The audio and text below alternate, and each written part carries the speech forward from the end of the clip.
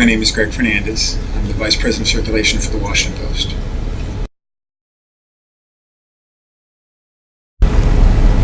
Was coming to the Post my first choice as an occupation? No, actually it wasn't. I started in the call center when I was in college because I was at the University of Maryland and I was working 3 jobs.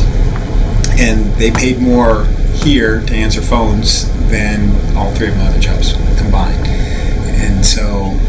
And they also had morning hours, so I was able to work a full schedule and take my classes after I was done here. So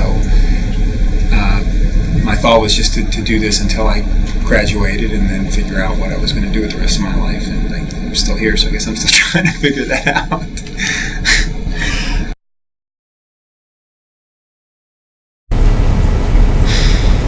What would I say to high school graduates about what to do for a career? There's a practical aspect to life in that you need money in order to have an apartment, in order to get a car, and to eat and have clothes and those kinds of things. And then there's the things that you like to do. And obviously, if you can combine those 2 things, that's always the best option. That being said, as I said before, I never expected to stay with the Washington Post. It'll be 26 years for me in May. I've done just about every job in the circulation department. And if you had asked me in high school, I could tell you all the things that I thought I was going to do coming out of high school. And none of them had to do with customer service, distribution, marketing, retention, accounting. But I was able to do them all here at the Post and continue to work on my education and move up to positions that allowed me, greater responsibility, more intellectual stimulation, money, and so you should not be so committed to one particular thing that you don't keep your eyes open to whatever opportunities are out there. I always tell my kids that starting at any company at an entry level allows you to show an employer your work ethic, how committed you are to doing the job, and whether it's the vice president or emptying trash cans, be the best trash can emptier you can be. Because people who come to work on time, who are willing to do what is asked of them, and basically generally fun to work with or good to work with, there'll always be opportunities for those kinds of people. Well, so the Washington Post is unique because it's a media company as well as a business. And so the news generating aspects of the company sort of have their own tracks. And they're pretty good at sort of being involved with the local journalism schools and those kind of things. If you're someone who works for your high school newspaper or that kind of thing, and you had an interest in producing content either in print or digitally, I think any newspaper in your local market, loves to have, especially free help if you're willing to work, as an internship for free. But you have to just not be afraid to ask. Make a few phone calls, stop by the newspaper, introduce yourself. You always want to present yourself in a professional manner, obviously. And then on the business side, we have a fairly robust graduate program in terms of where we go to the local universities and some of the best universities around the country to try to get graduate students to come and intern with us. And then we have a not quite as complex, but we also have an undergraduate. On the high school level, it's a little bit more difficult, obviously. But I think in the end, you have to talk to your parents and where they work, talk to your neighbors and where they work. And in the end, knowing someone who knows someone can help along the way. If I could give myself advice coming out of high school,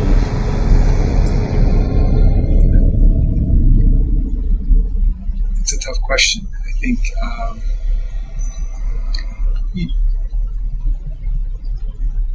I think so. I went to the University of Maryland not really knowing what I wanted to do. Actually, I was in ROTC in high school, and I really thought that the military was going to be an option for me. That ended up not working out just because I realized that I wasn't going to fly jets because of my eyesight. But so being open to sort of at Maryland, being open to non-traditional coursework. I went as a business major, and focused exclusively on that. I ended up graduating with a sociology degree.